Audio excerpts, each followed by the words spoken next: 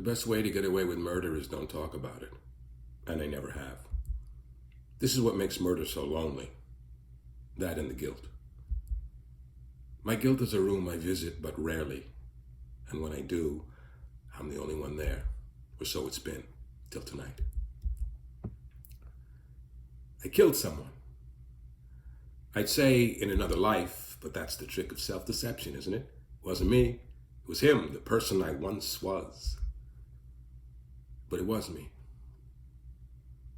It's an occult experience, taking a life. It doesn't just spook you out. It also renders you spooky. So I'm spooky.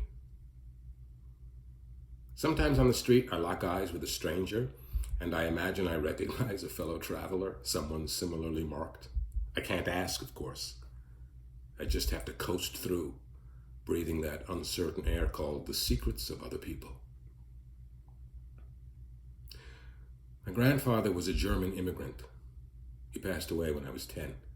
He was a preoccupied man. A musician who had experienced things of which he never spoke. But his playing, of Schubert in particular, was colored by an understanding of something beyond speech, beyond perhaps what we understand to be human. He sang one song, The Doppelganger, and when he sang it, which he did but rarely, it left me mute, that such pain could exist. When he'd voiced the last note, and would thereafter fall silent, the household fell silent with him. There were numbers on his arm, after all. He was my teacher, and in the course of things, he accidentally revealed to me that music was my life, until it wasn't. Perhaps it was the way he rested his hands on the keys before playing, regarding them as one would the hands of a stranger. I identified with this pause and this alienation. The length of his fingers would lay there, lifeless, then suddenly the skeleton inside his hands would arch awake and launch. In that moment, the moment when the music used him, I found my use. Just shy of 40 years ago, I was not spooky. Or maybe I was. People don't change, right? I've always had visions, the kind of thing Dostoevsky talked about, or poor Chopin fell victim to. Like Chopin, I have a touch of epilepsy, focal seizures, they call them. I start staring and walking in circles, and often for a minute, I can't hear anybody. This is why they threw me out of the Marine Corps. I had an episode during a night compass march in Panama. We were climbing a wet clay hill in the dark when my sergeant, an otherwise good guy, shone a flashlight in my eyes. Set me off. I saw a starburst and then thousands of silent dogs converging on us. Other stuff too.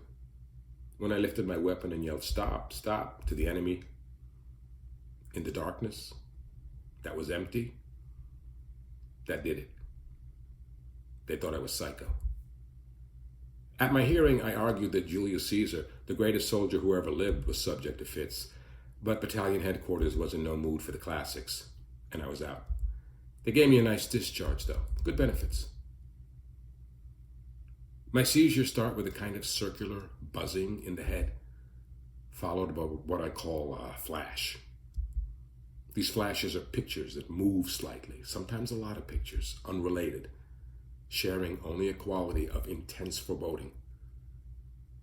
The whole thing revolves at the base of my skull like a slowly rotating bladder of dread, a queasy carousel, which leaves me sick and uncertain. I don't know what it was like for Caesar, but for me it's a drag. When I was 16 in the Bronx, I was looking at the moon one night and I suddenly flashed on a girl. She was an Irish kid I knew from around school, super young, like 13, and I saw her in some other moonlight having sex on a big rock. I knew that rock. It was in a city lot, a kind of no man's land where kids, as yet undeclared, wandered in and out of crime. There were 3 boys standing around her in the flash, as a man moved on her like a slowly flexing pair of tongs. She laid there, her shoes pink. She might as well have been dead, eyes staring. There was no sound, but I could hear the silence.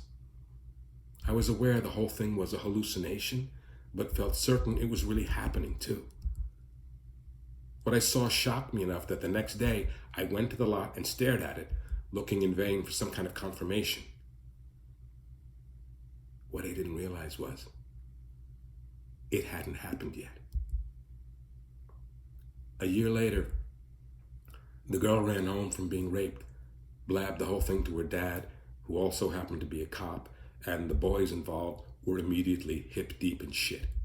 They never found the man who actually did it. That's when I realized I had seen the future. I've seen death too in a flash and in real time, which brings me back to 40 years ago. I was in a perishable marriage in college for the second time. Juilliard hadn't worked out. An impoverished graduate student. I'd already had several lives: pianist, delinquent, Marine. Here I was again, playing the fresh hand. Perhaps the one odd thing you would have noticed about me during this chapter of my life, just as a face, was how pale I was. Somehow my poverty, which explained my lifeless clothes and shapeless hair, extended even to sunlight. I'd budgeted my exposure to brightness like a bookkeeper who reports back to some spectral quartermaster. I believed at that time that sunlight triggered the lesion in my brain, or caused me to faint, or at least invited dizziness, so I hurried shadow to shadow, dodging bright stretches like a convict evading a searchlight. I linked illumination with unraveling, with comeuppance and pain. I guess I vaguely sensed I might be bad, have an unfortunate purpose, and preferred to avoid mirrors and self-inspection. I had a variety of part-time jobs to support the university habit. I often delivered things. My then wife, it's hard to name her, not because of a lapse of memory, but because she had this tic of changing her name. She went through several identities while we were coupled, and I was required at each new iteration to inform family and friends that they must henceforward address her as such and such. It was a fucking disaster. My then wife, like me, walked through life collecting small employments like forest people collect herbs. Occasionally, one of these occupations would allow her to sub-employ me.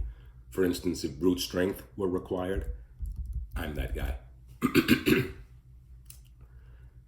It was in the course of delivering a ridiculously heavy and seriously prehistoric upright piano that I met the German. Actually, she was Danish, but fuck her. I don't know her even accuracy. She might have been from Hamlet's homeland, but she had a German way of infecting everything with an effortless cynicism and withering judgment. I wish I'd never laid eyes on her, smelled her, noticed the density of her hair. God help me, heard her voice.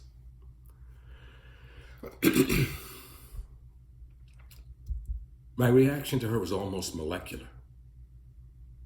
I instantly and irreversibly absorbed the entirety of her being. I was Saul, knocked from my mule by a bright light. And there was something about this, her relentless front, appearance, tone of purity, that poisoned every day of my existence from that moment until a late blooming epiphany at last set me free. There is so much I don't understand about women, both then and now, but one thing I have learned. If a woman is betrayed at a young enough age, as the Dane was, her eyes root out every trace of treachery the world contains, excepting for that rot in her own heart. In short, it is unfortunate that we met. She showed up at maybe the last possible moment I might have gotten on an unpolluted, simple path leading upwards. Or so I tell myself. At certain moments, it's imperative not to be seen, I think. One can weather much if invisible and oblivious. And I had mastered both, having found it necessary to repurpose my life in a firmly unreflective way. Until the Dane, that is, whom I heard before I saw, like one hears the understated beginnings of an avalanche.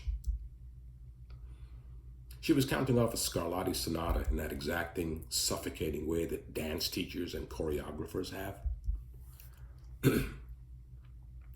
I walked in, my arrival interrupting her rehearsal. She looked at me bluntly, and suddenly, I was dirty and she was clean, just like that. It was like crossing the international date line. And even though she subsequently lied and cheated and stole, still, to this day, when I think of her, I am the dirty party and she is spotless. The first thing she said when she took the door from me was, "Innigkeit." I had no idea what that word meant, nor would I, until I saw her breasts for the first time a year later. But to avoid unnecessary suspense, it is a German word and it means depth. It's a term associated with musical appreciation, which makes sense as she was looking at the piano when the word fell from her lips, almost, it seemed, without her knowledge, which perhaps it did. Because when I later reminded her of the Innigkeit moment, she rejected it as an item exclusively of my manufacture. She was like that. She laid shit at my feet like a cat.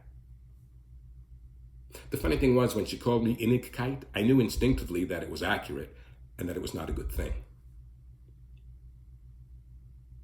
The piano was massive. It had a busy veneer of zebra wood, I think, and had been converted in some bygone time from player to manual. My employer, which in this case was the same university where I attended classes, had commissioned my wife, who in turn had empowered myself, to buy old pianos for student rehearsal rooms. The instrument could be acquired for little or nothing in this era, the 70s, suffer minor repairs, be returned, a service I could perform, and serve young singers and dancers for a year or two before descending into a final uselessness. My buddy Vinny was down below somewhere, circling in a van, as I rolled this particular behemoth through the studio door. Did I mention that my wife and I had stopped having sex the year before? Of course not. Who wants to admit such a thing? My fluidly named spouse had tried to kill me with a butcher knife. Infidelity, hers. And due to my months in the dojo, failed. Her second line of attack was to launch a domestic ice age, where nookie was non-existent and misery was plentiful. After 10 months of no ass and other affronts, I had the eyes of an anarchist. I stared at people like I was looking at the ocean, and people were uneasy. This was the state of the guy pushing this piece of shit piano through the doorway of a rehearsal loft. The woman holding the door was crazy tall, blonde, strangely dressed in some kind of Russian tunic and leggings with a weird face. She looked symbolic. Her blue eyes held a brand of neutrality new to me.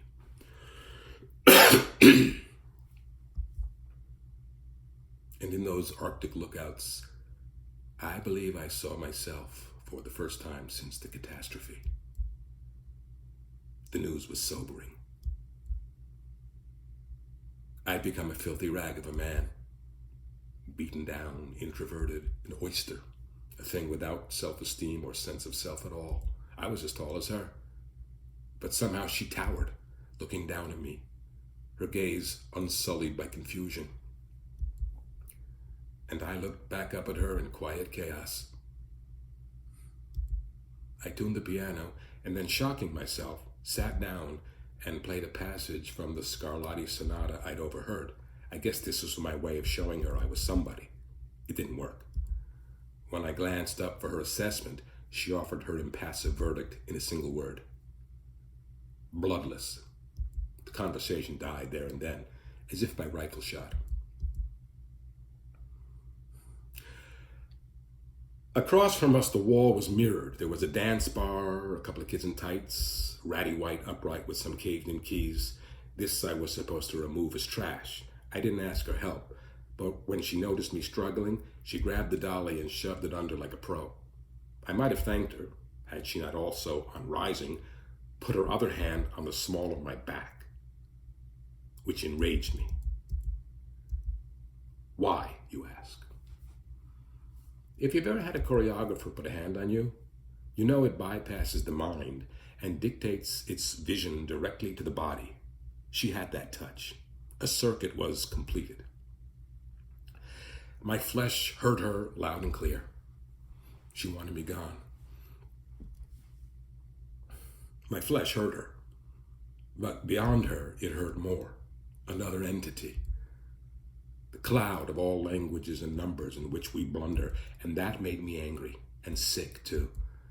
A surfeit of knowledge is no gift to a guy who prefers the dark. I fell into a kind of knowing, and so I was that I practically fled, the steel door shutting behind me like a portcullis. But the image of her somewhere behind me, rejecting me as I was, her icy eyes, her hand, and where the hand took me, well, the whole thing lingered. I felt myself seized somehow, like my grandfather's resting hands were seized by a music both alien and too personal. Something shifted in my heart. A dull boom rocked me like the cannon fire that once upon a time dislodged sunken suicides from the river. Later that day, I found myself putting the white piano in my studio apartment as my wife, let's call her Sybil, looked on with a bemused expression. She observed in an uncomplimentary murmur that the piano looked like me. The instrument had, among other afflictions, a cracked soundboard and was unplayable. Sybil seemed unsurprised I was salvaging the unsalvageable, as she found me inexplicable and yet not mysterious. My actions were either so obvious to her as to exempt them from comment, or so witless that she could only sigh, which she did. A lot. It was a bad marriage. We lived in a deco building in Chelsea. When you walked in, you were faced with a large foyer, which you slowly understood to be the entire apartment. It was unclear where we slept, or lived even. We had a green couch, Scandinavian, constructed of 3 firm cushions on a metal frame. At night, this converted to a double bed with a centrally located and prominent steel bar, symbolizing, I suppose, our marital state. Hence, we slept like monks or unclaimed cadavers in some hospital cellar. Sometimes I fantasized jumping the divider. Sometimes I masturbated as if I were alone. I don't know what she did. We drank a lot. Bourbon and ginger ale. It was all an intermission. The night I came home with the white piano that looked like me is when the marriage dropped a stitch, or fell like an ice chasm, or whatever you like. It was a Friday, and we often celebrated Fridays by getting smashed. Sybil snagged a bottle of bourbon somewhere. I made sandwiches somehow, and then we grimly proceeded to eat and drink our way to some kind of upholstered agony while watching MASH and the Rockford Files. I remember staring at pink collages a friend of ours had given us, a southern girl named Peggy. Peggy had sparkle eyes, and I found myself thinking about her and the Dane mushed together as I drained the last bourbon. Why had I played the piano that afternoon? I hadn't played since the catastrophe. And why for the Dane, who was so unsympathetic? I looked at the clock. Midnight. I became aware of a sensation. I felt a hand. There was a hand pressing the small of my back. I looked around. Was it my wife? No. I heard her banging around in the kitchen. Funny, I thought, getting up. I shouted something to Sybil and went out. The night was waiting for me, and I walked through the humid air super fast, grinning about nothing. It was summer. I had no thoughts. I stared at passers-by with unnerving candor and took delight in making them look away. I was drunk. The lights of Chelsea funneled into me, my head swiveling to catch all that was cheesy and bright. New York felt unmapped, unknowable, thick with lurid details, a contaminated crime scene. Every surface had been written on, pissed on, fucked against. I walked freestyle like loose notation drifting across an unlined page. Then the sensation of the hand against my spine continued, an impetus. And then I was in front of Peggy's house on her intercom, and she buzzed me in, and I was in her apartment. I looked at Peggy thinking she should be taller somehow, like the Dane. We had chemistry, Peggy and I. Why, I don't know. We'd never done anything. She was an incest survivor. I was married, or stupid. She'd been a clothing designer, had a couple of nervous breakdowns, and took up art. Her apartment was her studio. Paintings and collages stacked up everywhere. We sometimes worked together, coding meaningless surveys for a woman named Susan, who oversaw a coding clique out of her apartment. Susan had the look of a fish that grown enormous and content by eating all the other fish. At lunch, she served all the coders, there were usually 5 of us, sandwiches made with dark tuna because dark tuna is cheap. In the afternoons, we belched fish oil and lied about our lives, except Peggy, who repeatedly let fall that her father had slept with her. On one of these occasions, I cried suddenly and briefly and then later apologized. After that, Peggy started to give me art, especially collages. All of them were powder pink. Feminine dreams ruined by the realities of sex. I liked them all. My favorite, and the piece that launched my midnight visit, revolved around pink, beribboned toe shoes and felt like a dead dream. I stood in her studio, my hair stuck to my forehead, and thought of the Dane and how I didn't exist anymore.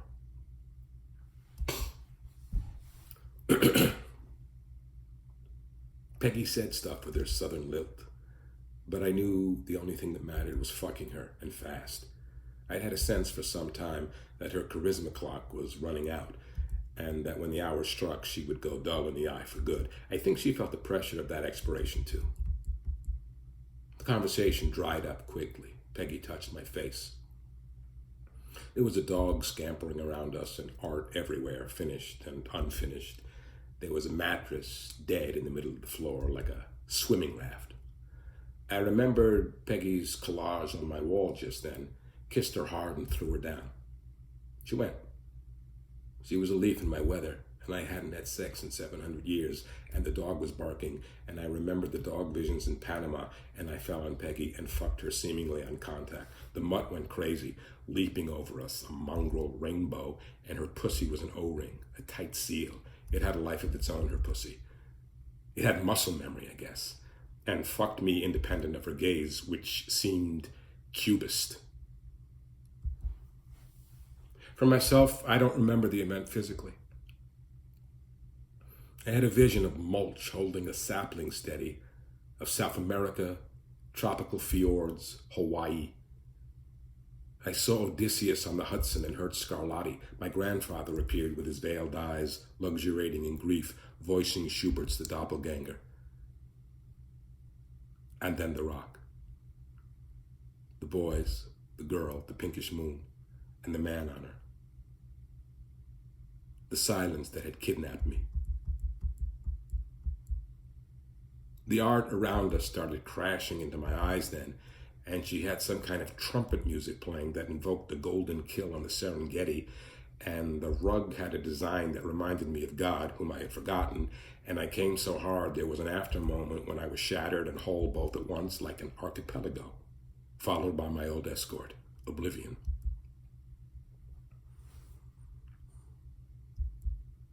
I don't remember leaving, but I did, because then I was in a bar called the No Name Bar, talking to 2 girls by a jukebox who were buying me vodkas.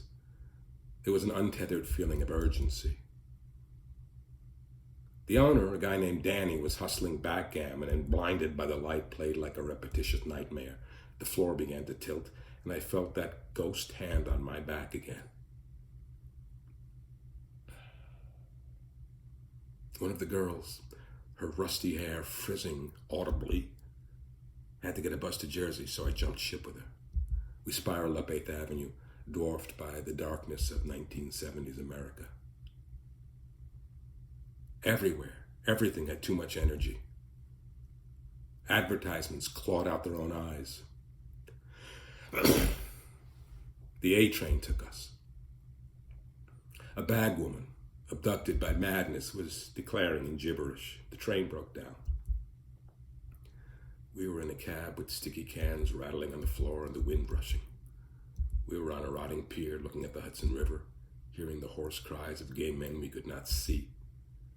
We were across the street from Port Authority in a doorway, and she was sucking my cock as I watched buses pass, remote in my reflections as Aristotle studying dolphins. Finally, she took one of the buses and I was alone.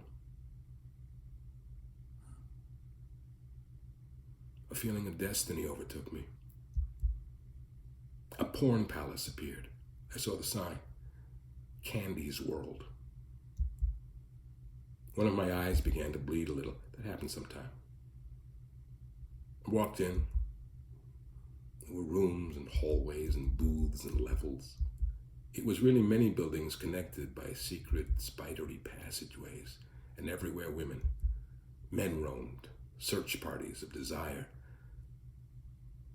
Suddenly I was on course. The hand was gone. I was isolated from all of humanity save one. My years of stoicism forgotten. I found a tissue and dabbed my eye.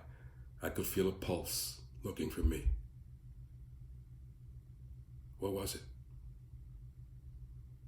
Something rancid, incomplete, homeless, a kind of hunter fugitive that flies through the world. I heard a voice say, "Must the soul be broken also?" It was an old man's voice, and it was mine. I found fire stairs and took them. I remember thinking fire stairs should be on fire. The smell of blood and ammonia. I came to a door standing open, a roof. I stood and looked out at the whole city, my mind blank. A guy was sitting in a beach chair, smoking a cigar. He looked like a businessman. Cheap suit. I said hi. He offered me a stogie. It was dry and flaky and lit up hot and bright. We smoked against the sky. He said he never talked to anybody, that his life was money and he was dying. He said he was married, had kids, but he hated them all and himself too. He said in his hatred he had found freedom, but that freedom was overrated.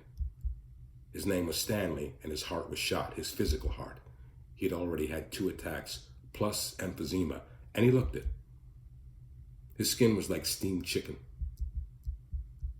He was sweating.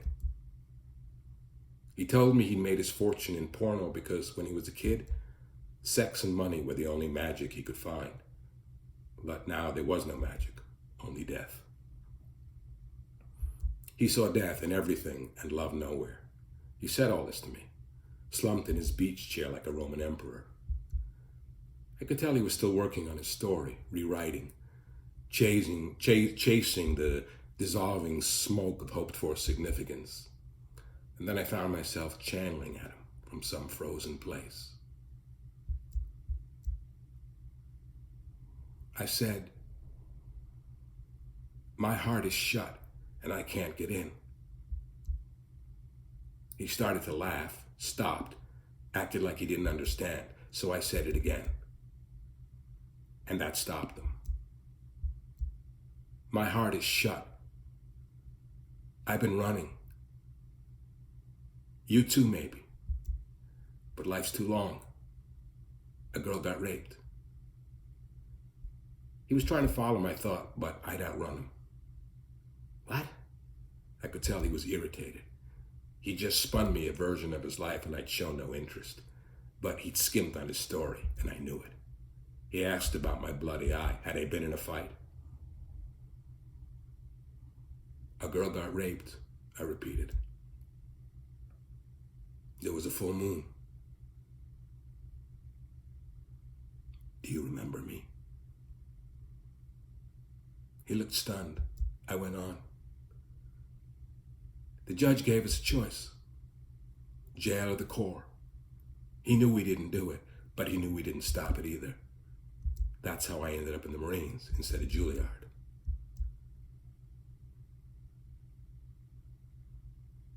remember me, Stanley? He was still suddenly. He said no. I dabbed my eye again. The bleeding had stopped. Let me tell you about the future. In the future, I'll forget all this. I'll forget you. All of this will be erased, and I'll be swamped by my own waters. I pointed at the city below. There's another part of me that's out there right now looking for me, my second self. And he will find me. I'm like the spirit that hovers outside a woman's womb. I leaned away from him. It felt good to say these things. But then I remembered the dead years. I saw you, I said flatly. Stanley nodded, asking, "You were there?" "Yeah," I said. "You were one of the kids?" "Yes," I answered, examining my hands, which had blood on them.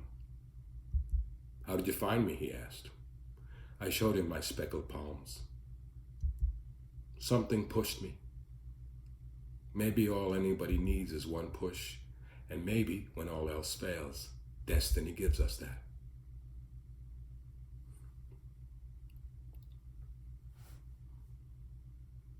He sat up in the beach chair, coughing and smoking, and he smiled a little. There was malice in it. He had the eyes of a snake. Something in what I'd said had revived him. I didn't like him being affected by me, even momentarily saved by me, because maybe it isn't a good idea to save evil. Maybe you have to choose. "Listen," said Stanley, the pornographer. "This is funny. Now? You come to me now? It's too late. The guy who did that stuff, I'm not him anymore."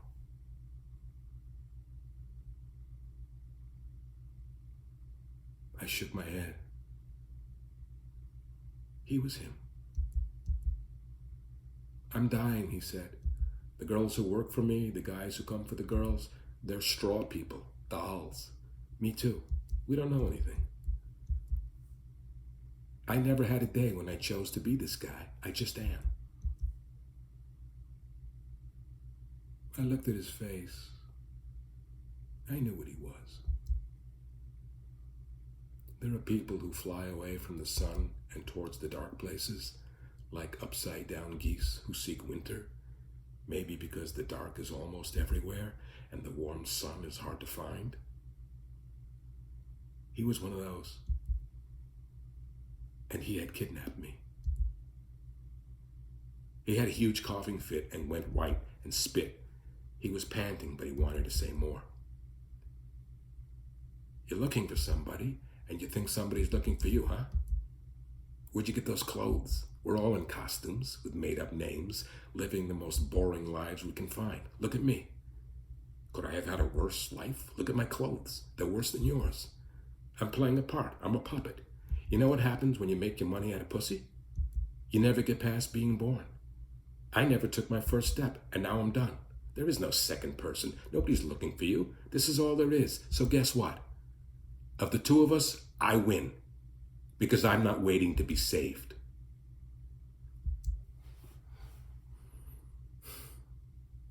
The cigar he'd given me had gone out, and he leaned towards me to relight it. For so long, I'd avoided the light. Not only because the brightness hurt me, but because I was searching for something that can only be found in the dark. A faceless thing. The flare from his lighter found the lesion in my brain. I started walking in a circle. I had the flash. It was the same one I had when the Silent Dogs came on in Panama. It was the same one I always had, but each time more occult. Like gilt-edged tarot cards falling in a flame. Like Scarlatti's Sonata. Like Schubert, whom my grandfather sang with such Innigkeit, such knowledge of the depths, but all the while clinging to beauty, which is perhaps buoyant and saves us from drowning. I saw the Dane's breasts, her betrayal, how I saved myself, the concerts, all of it. But most of all, I saw this man. The little girl and the pink collage, and me, 17, frozen by the arrival of a devil.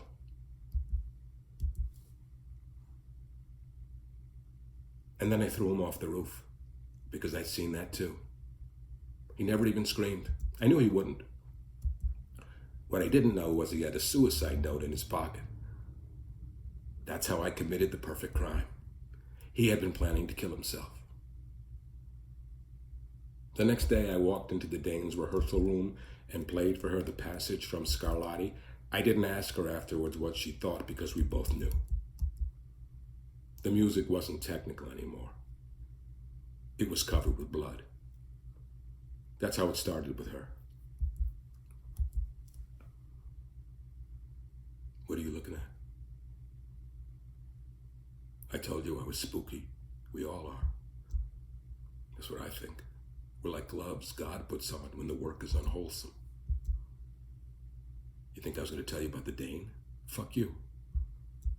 If you want melodrama, read your own diary.